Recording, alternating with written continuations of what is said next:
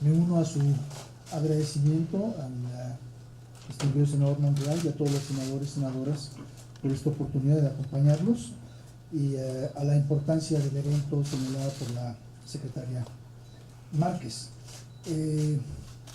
Quisiera muy brevemente comentarles, ustedes saben, no tengo las cifras, no tenía preparado tocar este tema, pero el crecimiento fantástico, inaudito que ha tenido el comercio de México los últimos 25 años bajo el Telecán, un crecimiento enorme que ha transformado a México en una sociedad manufacturera, una diversificación enorme de nuestra economía.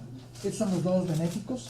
También ha habido lados mucho menos benéficos, ha habido muchos afectados. La apertura brutal que nos trajo el Telecán al campo mexicano provocó millones de pobres entre la agricultura tradicional.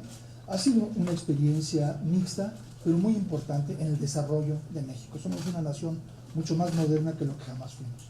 Este tratado viene a atacar, a corregir los grandes problemas que nos presentaba el TEMEC. En particular, si bien se trata de un tratado de libre comercio con los capítulos normales sobre eliminación de aranceles, donde todavía los haya, y subsidios y demás, una parte muy interesante que tiene este tratado, muy importante, que creo que es importante que ustedes aprecien, es lo que yo llamo el contenido social del mismo.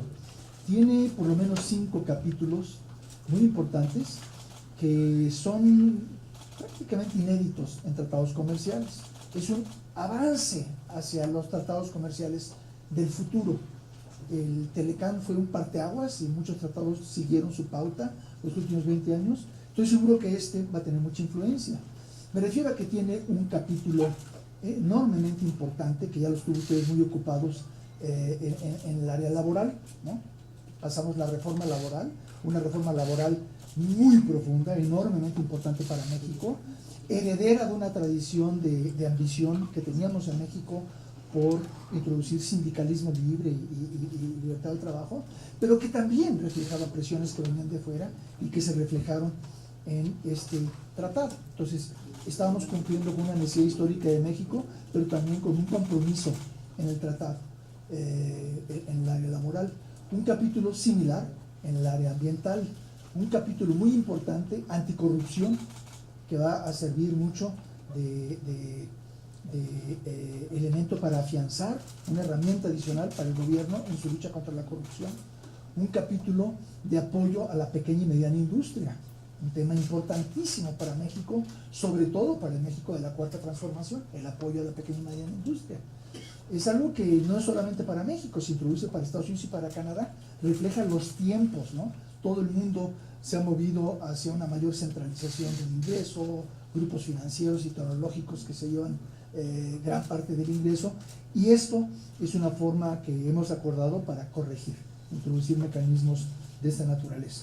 Entonces, todo esto tiene la mayor importancia, el contenido social. Al mismo tiempo, el tratado mueve el tapete un poco, por decirlo de forma un poco informal, en la dirección de hacer un poco más difícil el comercio dentro de la cadena productiva. O sea, el comercio de productos finales es libre, como siempre, pero el comercio de la cadena productiva, el traer partes para hacer el coche coreano, japonés o alemán en México, se hace más difícil, y a cambio de eso se crea un mayor incentivo para que ese productor coreano, japonés o alemán invierta en México. Y el resultado ha sido totalmente fuerte. Desde que se cerró el tratado, ha habido por lo menos 5 grandes empresas automotrices y muchas empresas de autopartes que han anunciado o han empezado a realizar sus mayores inversiones en el sector automotriz y sectores relacionados. Con esto cumplo en el comentario que me pide el canciller, que describa un poco el contenido del tratado. Yo diría que bueno, es un tratado enorme, tiene cantidad de cosas de la mayor importancia, se moderniza su sistema de solución de diferencias, pero lo más importante que yo traería a su atención para entender qué es lo que esto nos trae es un mayor incentivo a la inversión extranjera y todas estas ricas áreas de contenido y apoyo social. Muchas gracias.